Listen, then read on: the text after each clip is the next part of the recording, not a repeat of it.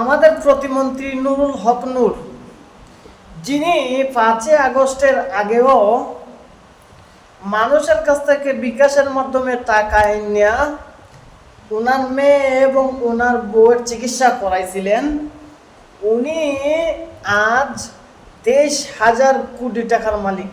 23,000 কোটি টাকার মালিক। ওনার বাবাও কোটিপতি, ওনার বোনের জামাই কোটিপতি, ওনার ভাই কোটিপতি, ওনার আত্মীয় স্বজন সবাই কোটিপতি, আর উনি হলেন 23,000 কোটি টাকার মালিক।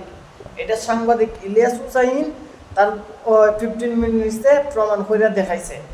আমার কথাই জায়গা না, আমার কথা আর একটু সামনে গইয়া, উনি শুধু প্রতিমন্ত্রীই না, উনি কিন্তু বাংলাদেশে মুসাদের এজেন্ট হিসেবে কাজ করেন।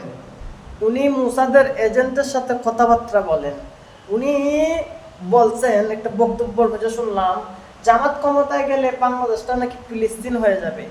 তো মুসাদ ছাড়া তো কেউ বাংলাদেশ হই হোক আর যেখানেই হোক, আর আফ্রিকা হই হোক আর মালয়েশিয়াই হোক, কোনো জায়গায় ফিলিস্তিন বানাতে চায় না, কোনো দেশেই চায় না।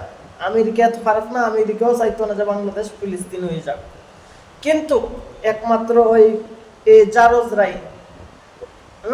জারজরাই বাংলাদেশে ফিলিস্তিন হতে দেখতে চায়। এই ফিলিস্তিন বানানোর জন্য কাজ করতেছে আমাদের নুরা পাগলা, আমাদের প্রতিমন্ত্রী বিকাশ নুরা পাগলা মুসাদের এজেন্ট হইয়া কাজ করতেছে। এটা আমার কথা বিশ্বাস হয় না। নূরের সঙ্গে কোথায় কতবার বৈঠক হয়েছে তার বিস্তারিত তুলে ধরেন সাফাদি। দুবাইয়ের সিটি সেন্টারে স্টারবাকস কফি শপে গত 28 ডিসেম্বর বিকাল 3টা থেকে 6টা পর্যন্ত 3 ঘন্টা ব্যাপী বৈঠক হয় নূর এবং সাফাদির। ওনার দলের সহসভাপতি ফারুক হাসানও বলছে যে উনি মুসাদের হয়ে বাংলাদেশে কাজ করে।